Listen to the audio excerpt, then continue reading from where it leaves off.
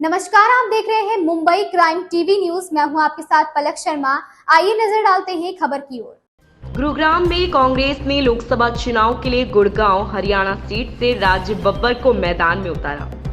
राज बब्बर ने कहा, गुरुग्राम के लोगों के पास जाएं और उनसे पूछें कि क्या पिछले सांसदों ने गुरुग्राम के मुद्दों का समाधान किया था। क्या गुरुग्राम के लोगों को उनका उचित अधिकार नहीं मिलना चाहिए था? राज्य सरकार ने उन्हें आशाएं छोड़ दिया। क्या आपने 10 साल में यहाँ कोई काम होते देखा है? क्या किसी एजेंसी ने 10 साल में यहाँ कुछ किया? एक नाम बताएं जो लोग सत्ता में हैं, वे सिर्फ गुरुग्राम से राजस्व चाहते हैं।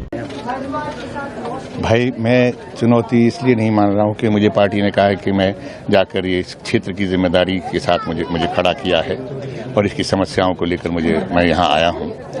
और मैं जानता हूँ कि इसके आपके सवाल का एक ही जवाब है।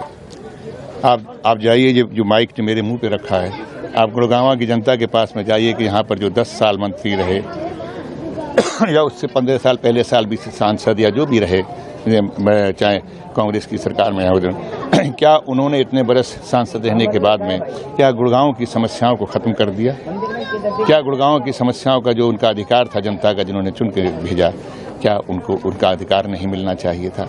मैं व्यक्ति बहुत अच्छे हैं, मेरे मित्र रहे हैं, मैं उनके बारे में कुछ नहीं कहूँगा, लेकिन मैं ये ज़रूर कहना चाहूँगा कि प्रदेश की सरकार ने उनको कहीं का नहीं छोड़ा। अब हमारी प्रदेश की सरकार आ रही है और जब हम यहाँ से सांसद बन के जाएंगे तो दावा के साथ कहता हूँ कि जो 65% रेवेन्यू हरियाणा को देती है, जिसका 5,000 करोड़ रुपए का जिसका निगम का बजट है, और 10 साल से मुझे बता दीजिएगा कि यहाँ पर कोई भी ऐसे GMDA की जो संस्था है, निगम है, यहाँ पे म्युनिसिपल कॉरपोरेशन है, यहाँ पे हुडा है, यहाँ पे क्या 10 साल से आपने यहाँ कोई काम चलते हुए देखा है? किसी एजेंसी ने कोई काम किया है 10 साल से? मुझे एक जगह बता दीजिएगा कि यहाँ पानी रुका हो। जहाँ पानी रुका था, नावें चल रही थी गुड़गांव के अंदर, क्या उससे बाद में भी कोई काम शुरू हुआ? यहाँ कोई उसके निवारण का कोई योजना बनी होंगी तो कागज़ पे, लेकिन ज़मीन पे नहीं बनी।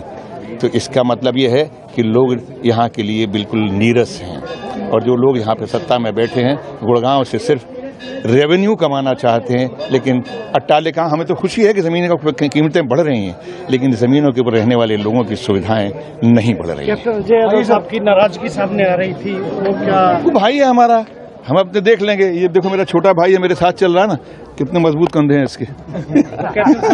जाएंगे आप?